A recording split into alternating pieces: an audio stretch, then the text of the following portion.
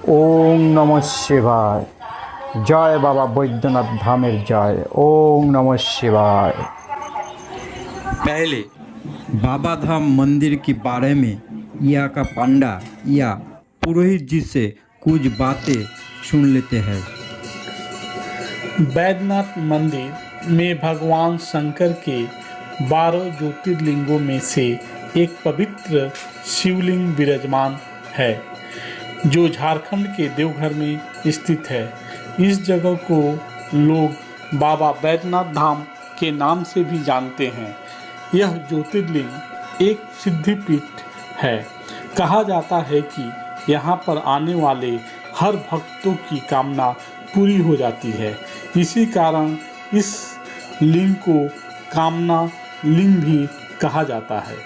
पुराणों के अनुसार सावन महीने को भगवान शिव के आराधना का सबसे उपयुक्त समय बताया गया है।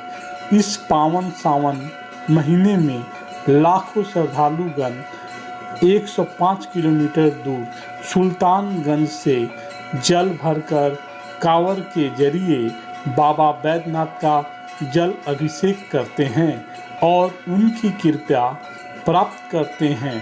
बैद्यनाथ धाम में स्थित शिवलिंग की कहानी इतनी पौराणिक और दिलचस्प कि आप भी इस पावन धाम के दर्शन करना जरूर चाहेंगे। बाबा बैद्यनाथ धाम से जुड़े कुछ महत्वपूर्ण बातों को बताएंगे और यहाँ स्थित पवित्र शिवलिंग की पौराणिक कहानी भी बताएंगे।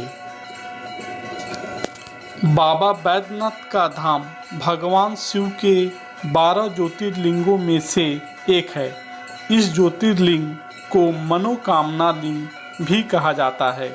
इस ज्योतिर्लिंग के पीछे की यह मान्यता है कि राक्षस राज रावण कैलाश पर घोर तपस्या के बाद भगवान शिव के इस पवित्र शिवलिंग को प्राप्त किया था। बैद्यनाथ ज्योतिर्लिंग एक ऐसा ज्योतिर्लिंग है जहां पर भगवान शिव और शक्ति एक साथ विराजमान हैं। पुराणों के अनुसार भगवान श्री कृष्ण के सुदर्शन चक्र के प्रहार से मां शक्ति के हृदय का भी भाग यहीं पर कटकर गिरा था। बैद्यनाथ दरबार माता शक्ति के 51 शक्तिपीठों में से एक है। कहते हैं शिव और शक्ति के इस मिलन स्थल पर ज्योतिर्लिंग की स्थापना खुद देवताओं ने की थी।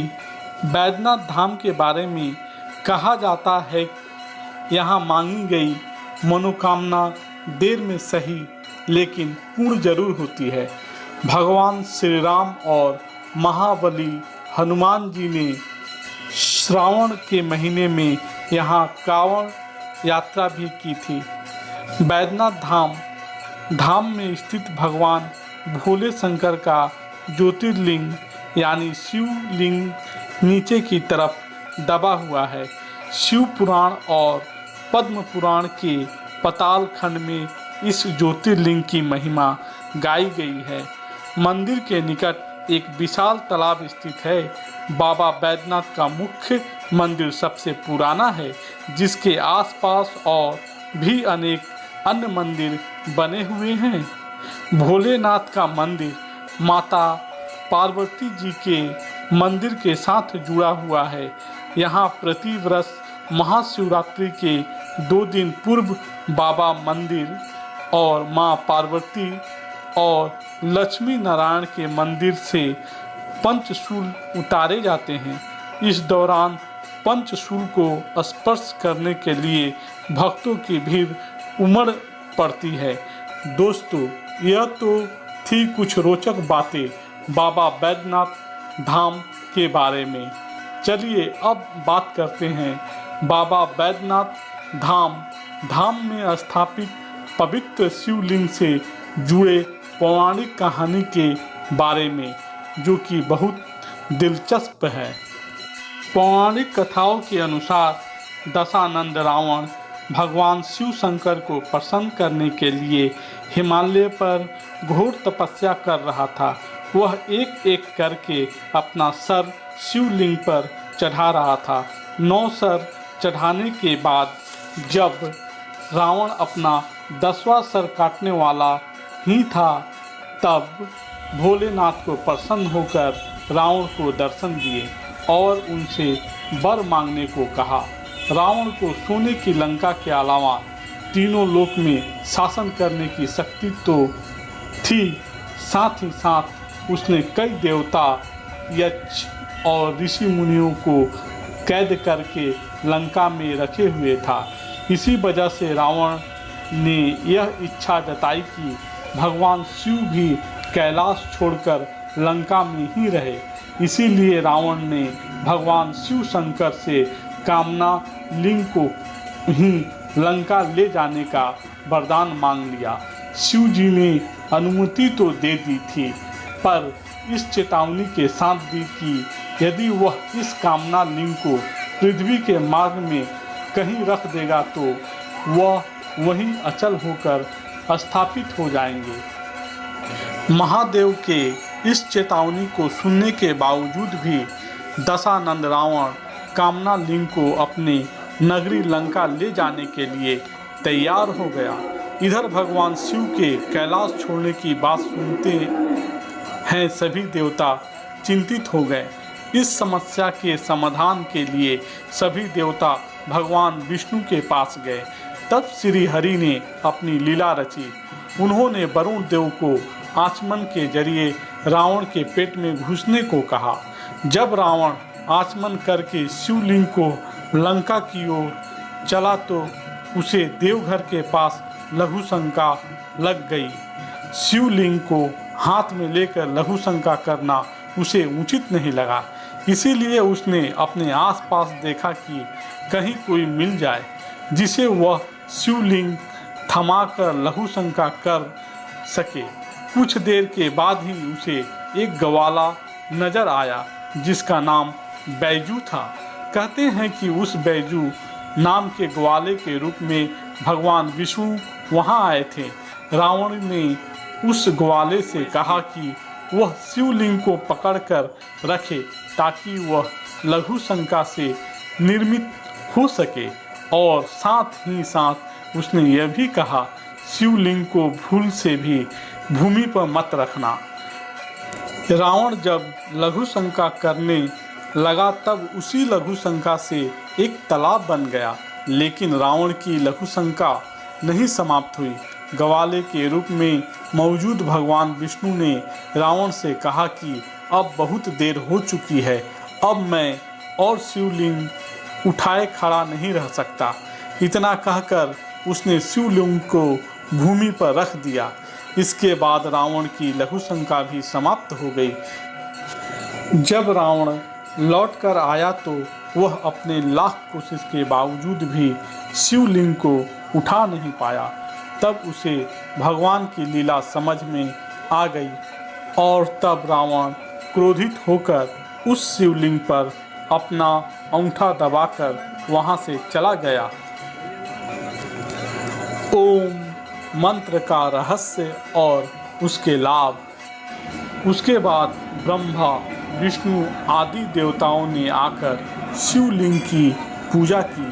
शिव जी का दर्शन होते ही सभी देवताओं ने शिवलिंग के उसी स्थान पर स्थापना कर दी और तभी से महादेव कामना लिंग के रूप में देवघर में विराजते हैं। दोस्तों, कहते हैं कि बैद्यनाथ धाम देवघर में मन से मानी गई मनोकामना देर से ही पर जरूर पूरी होती है। अगर आपने भी कभी बैद्यनाथ धाम के ज्योतिर्लिंग के दर्शन किए हैं तो अपने अनुभव हमें कमेंट में लिखिए। आशा करते हैं कि आपको हमारा यह video Baidyanath Dham temple mystery इन हिंदी पसंद आया होगा। अगर पोस्ट पसंद आया तो आप इसे अपने दोस्तों के साथ शेयर कीजिए। धन्यवाद।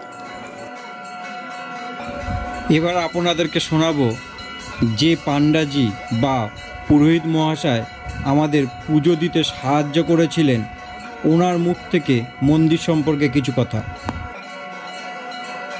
मेरा नाम कुंदन कुमार मिश्रा हुआ। ये हो गया शंकर जी का मंदिर और वो हो गया पार्वती जी का। और ये लाल धागा हो गया गठजोड़ा। ये भारतवर्ष में ये कहीं नहीं होता है। जितने भी ज्योतिर्लिंग जाएंगे ये लाल धागा कहीं नहीं होता है, ये सिर्फ यहीं पे होता है। ये शिव शक्ति दोनों एक साथ हैं यहाँ। शंकर जी की, सती जी के हृदय पे शंकर जी विराजमान है पूरे भारतवर्ष में। ये सब मंदिर में त्रिशूल लगे होंगे। हमारे मंदिर पंचशूल है। पंचशूल है। ये यहाँ 22 मंदिर है, टोटल 22 मंदिर।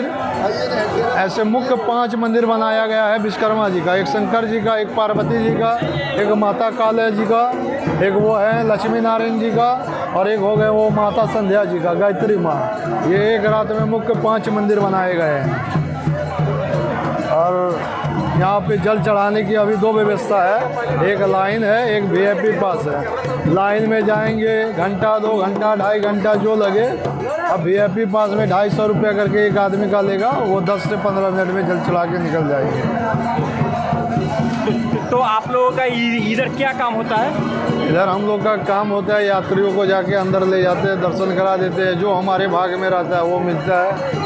ऐसे तो हम लोग कोई डॉक्टर वकील नहीं है जो रेट रहेगा, ब्राह्मण का रेट नहीं रहता है। इस टाइम पर बहुत ज़्यादा भीड़ होता है। सावन भादो में विशेष भीड़ रहती है। ऐसे कोई विशेष तिथि पा गई, एकादशी, त्रोदशी, पंचमी, ये सब दिन में बहुत ज़्यादा भीड़ रहती है। ऐसे फिर रविवार, सोमवार विशेष भीड़ रही जाती है। नज़दीक स्टेशन क्या है? इस मंदिर का नज़दीक स्टेशन तो ऐसे बाबा बैद्यनाथ धाम स्टेशन है। ये मेन स्टेशन है जसीडीह 4 लाइन।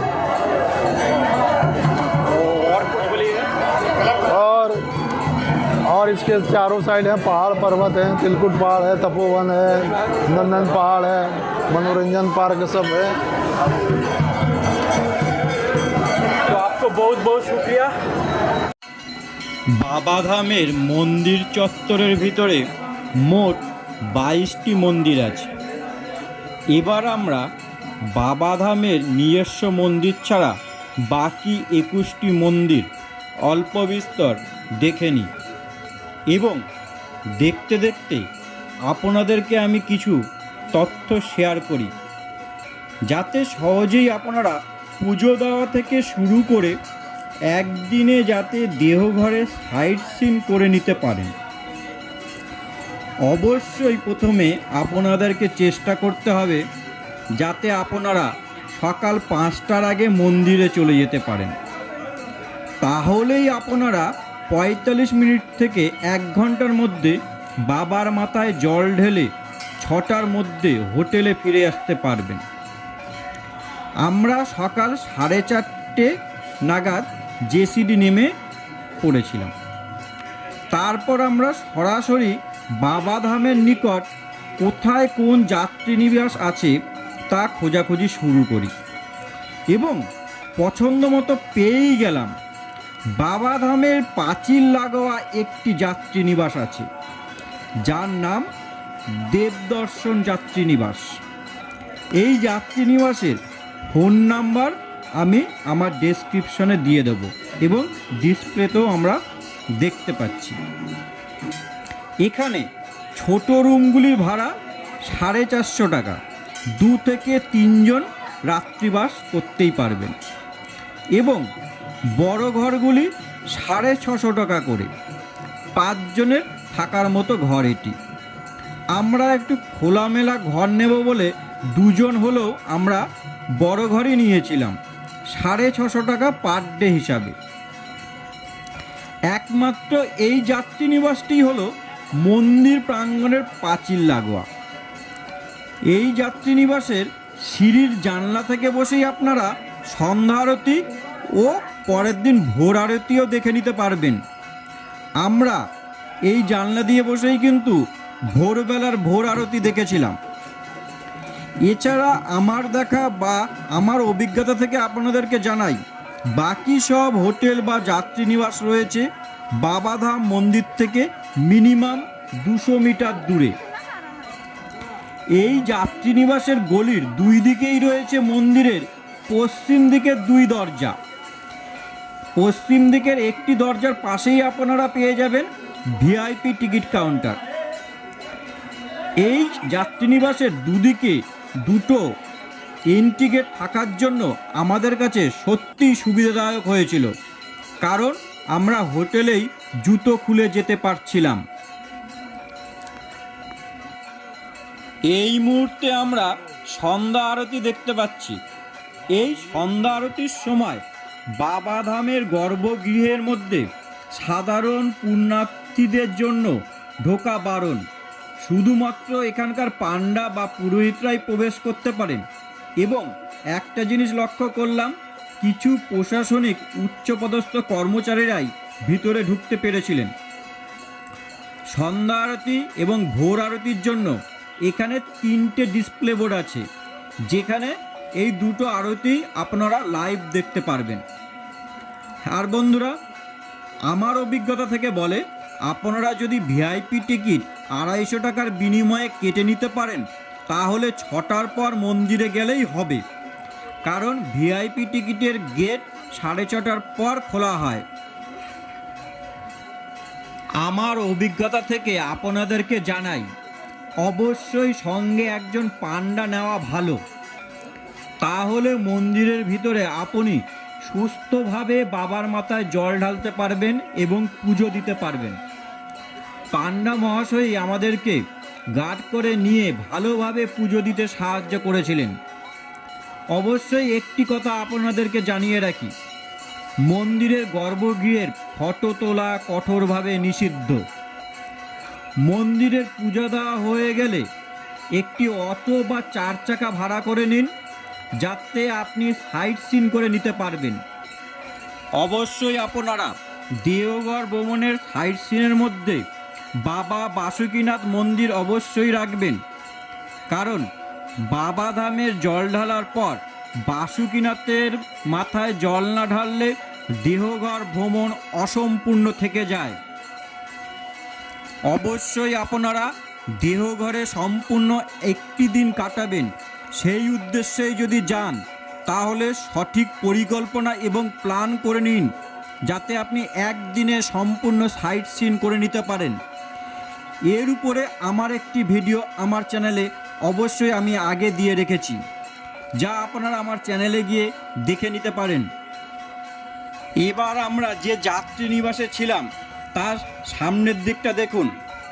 এই যাত্রী নিবাসেই আপনারা যদি চান থাকতে পারেন। সামনের দিকে রয়েছে যে রাস্তা, ডান দিকে গেলেই পশ্চিম দিকের একটি গেট, আর এদিক দিয়ে গিয়ে বাঁদিকে গেলেই বাবাধামের আরেকটি গেট।